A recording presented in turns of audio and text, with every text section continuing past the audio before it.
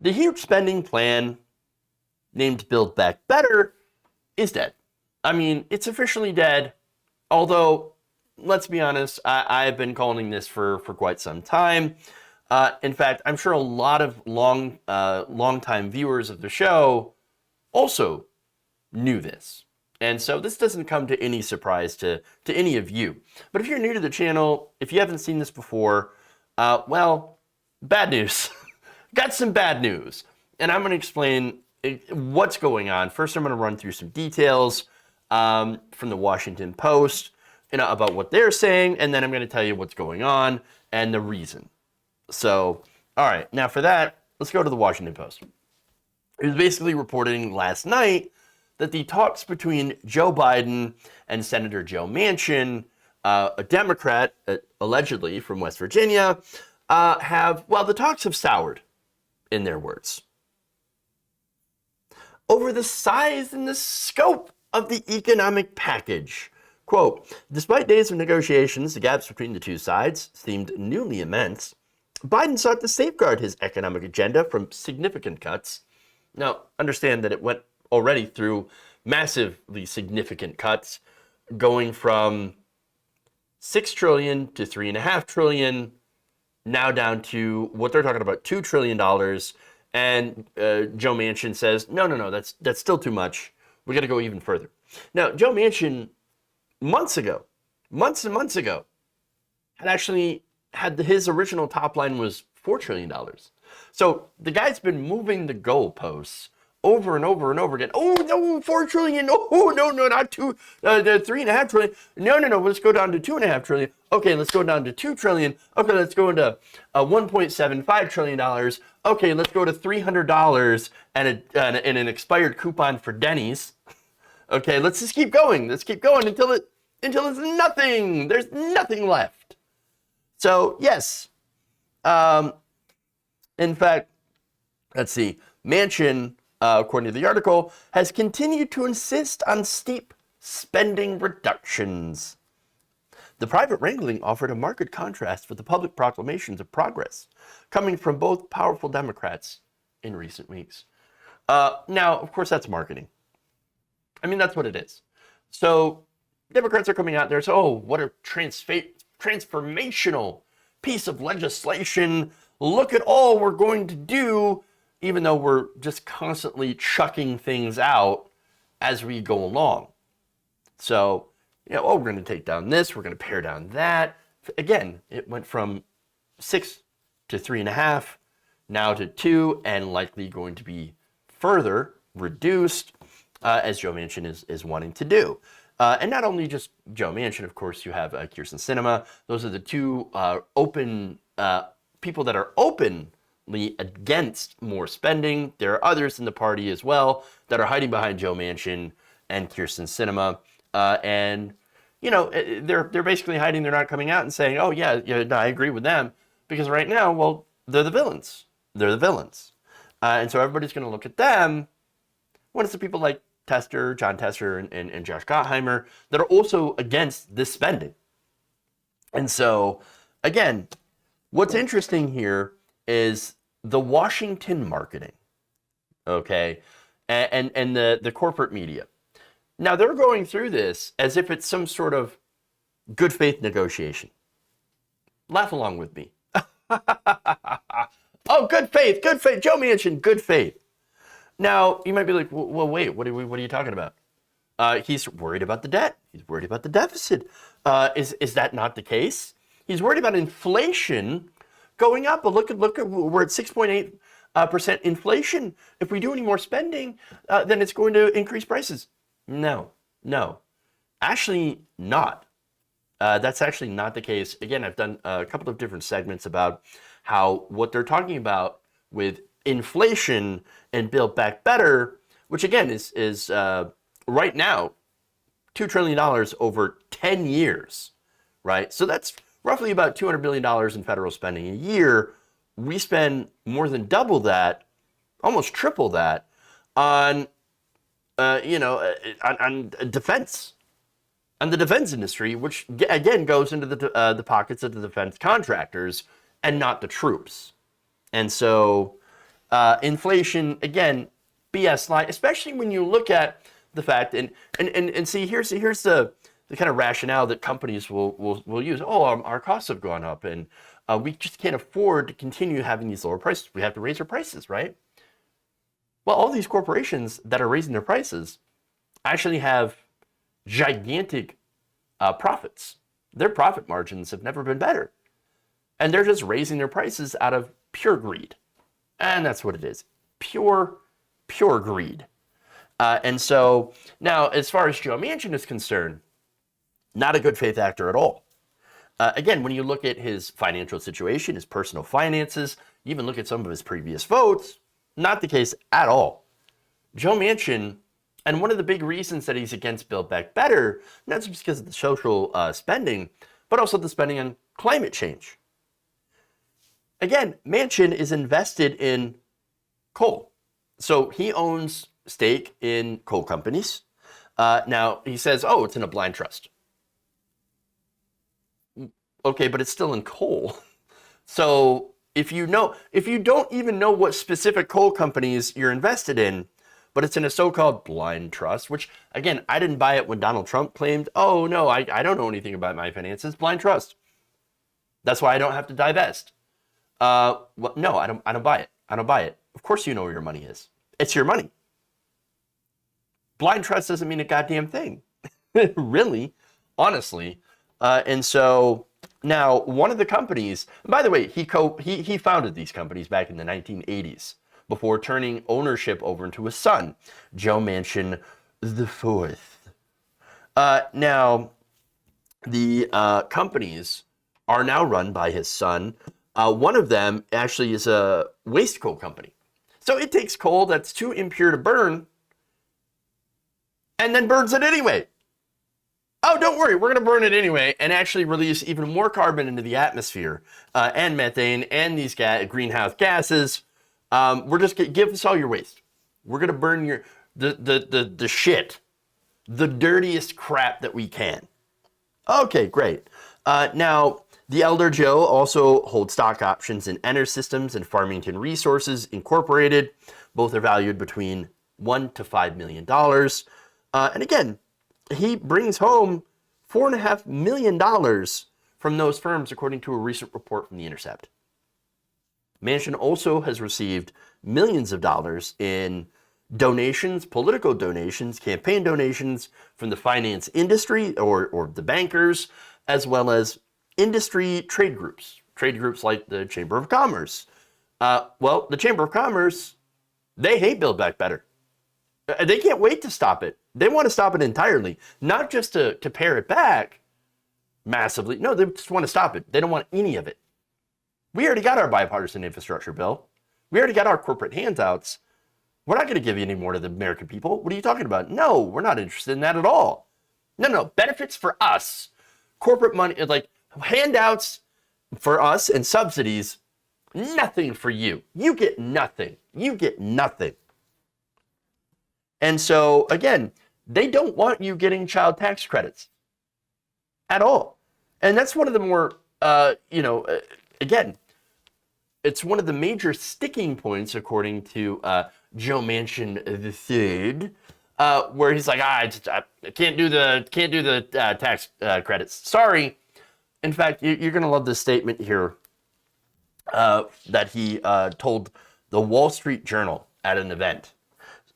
So now, first, it's pretty clear that these trade groups paid Joe Manchin to kill that provision.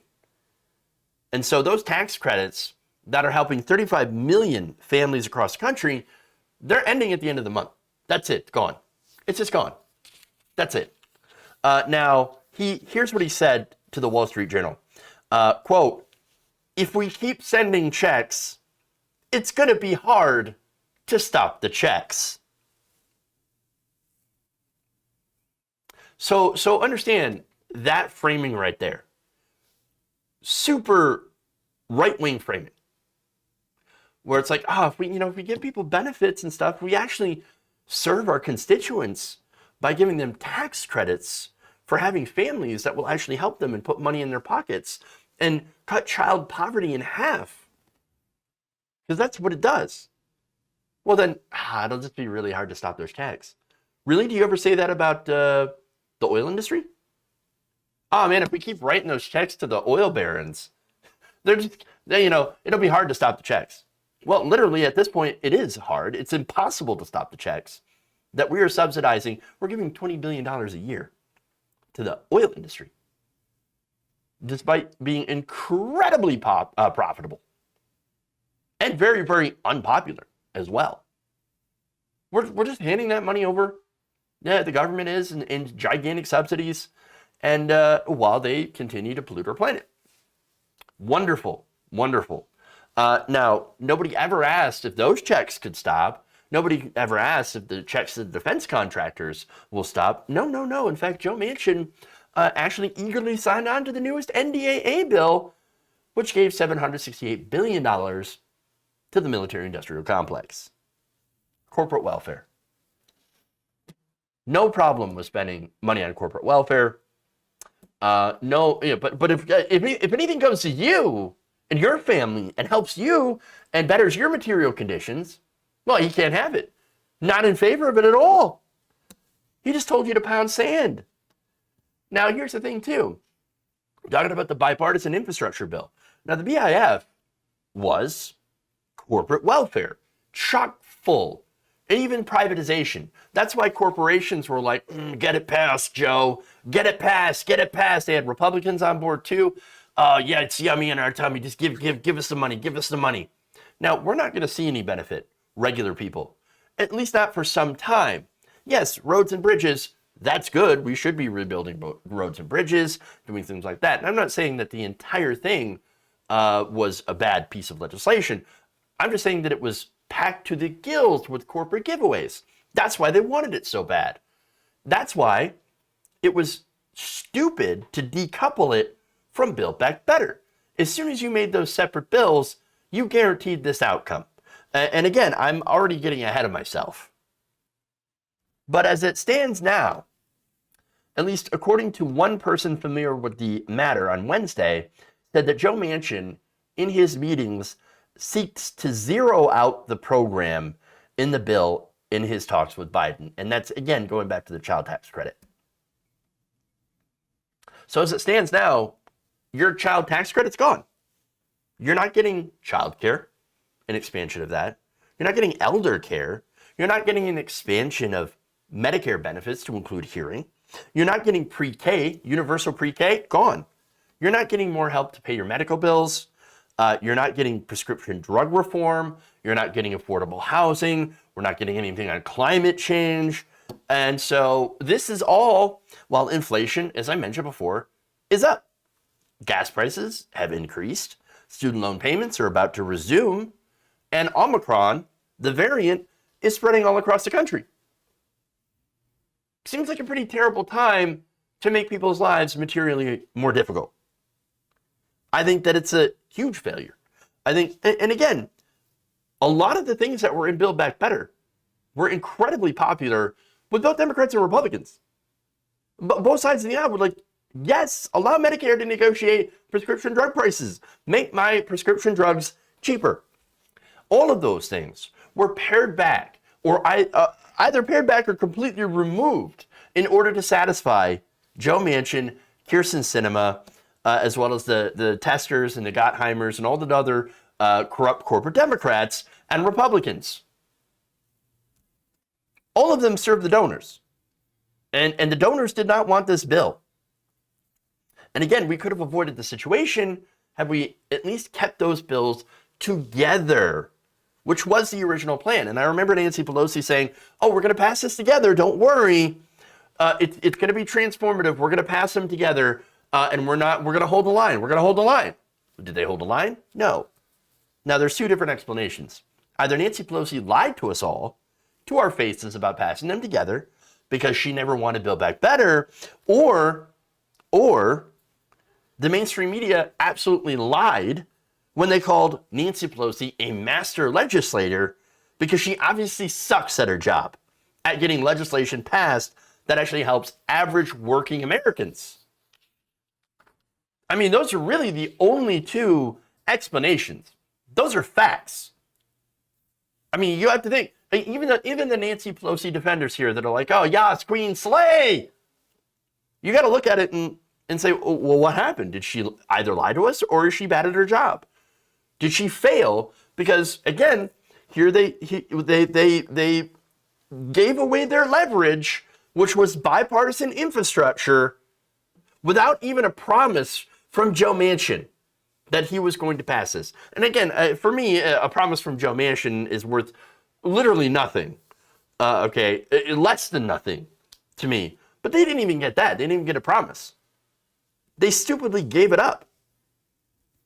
Oh, don't worry, we trust Joe Biden to negotiate with Joe Manchin, member of his own party, and yet they're treating this as, oh, well, we got to negotiate, right?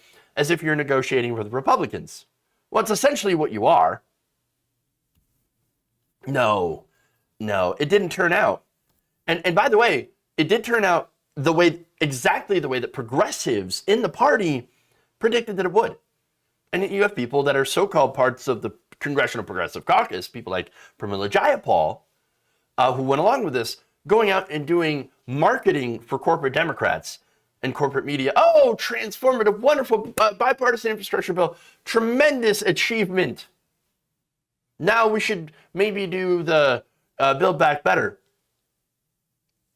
You're the worst leader ever. Really? You gave away your leverage, Pramila. It's gone. It's gone. Joe Manchin does not care about passing Build Back Better. He doesn't want Build Back Better. He never wanted it. The corporate Democrats don't want it. Idiots. The worst negotiators in the world.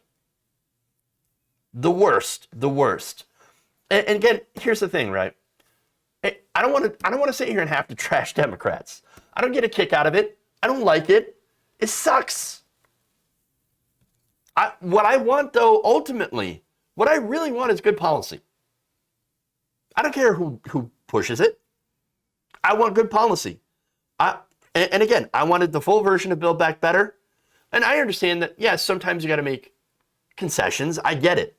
Now, I remember when it was $3.5 trillion. I remember when it had Medicare, able to negotiate drug prices. Would have been amazing. It would have saved American families millions and millions of dollars on drug prices.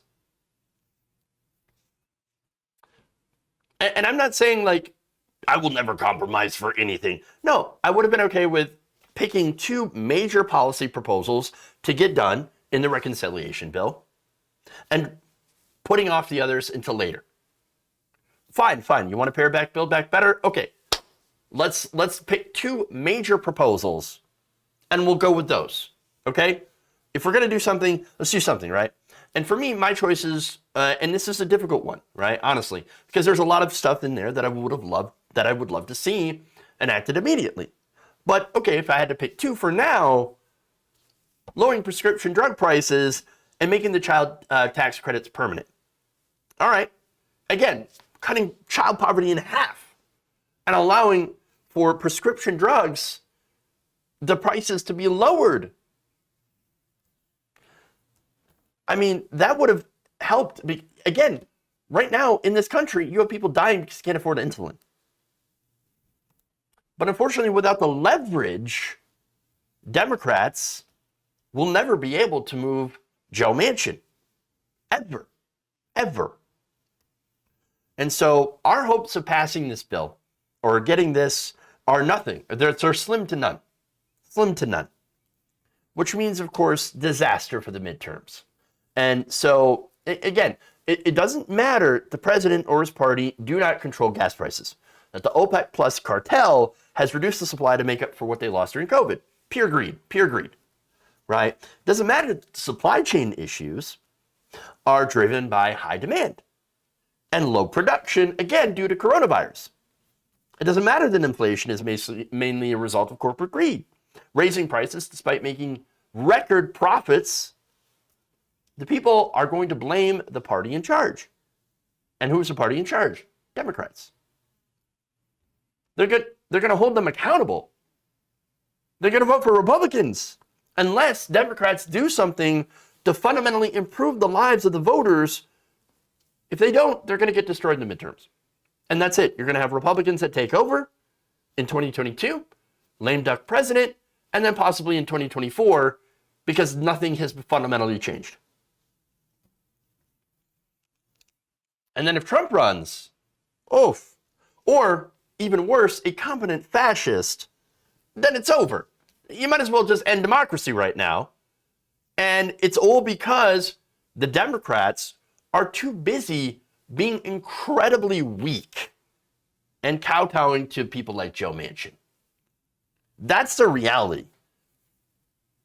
Ignore what you hear from corporate media, okay? Praising transformative, Democratic Party, transformative. No, they're being incredibly weak and ignoring their voters. Again, Joe Biden could do two things right today that would at least help. Cancel student loan debt, legalize cannabis. That he could do that. Is he going to do that? No, he just came out and said, I'm not going to cancel student loan debt. At all. At all. So what accomplishments are they going to have? What accomplishments? Oh, well, the American Rescue Plan. You mean the one that gave us the child tax credits that are about to run out? That people will no longer have? Yeah. Funny that. Again, people have short memories. They do, honestly. They're not going to remember this stuff, especially considering all the other stuff that I just mentioned. That's a negative. People are going to end up voting for Republicans, putting them back into power because the Democrats have failed to do anything. And that would be a monumental disaster for democracy. Ignore what you hear on cable news. They're doing corporate rule. They're making sure to protect corporate rule and corporations from paying more in taxes and from, the American people actually getting good representation and good policy passed that helps them. Turn off cable news. It's a joke. If you enjoyed this video, please give us a like and share with your friends. You can subscribe and help out the channel by becoming a patron. It's patreon.com/Jeff Waldorf, or you can become a channel member as well by hitting the join button below.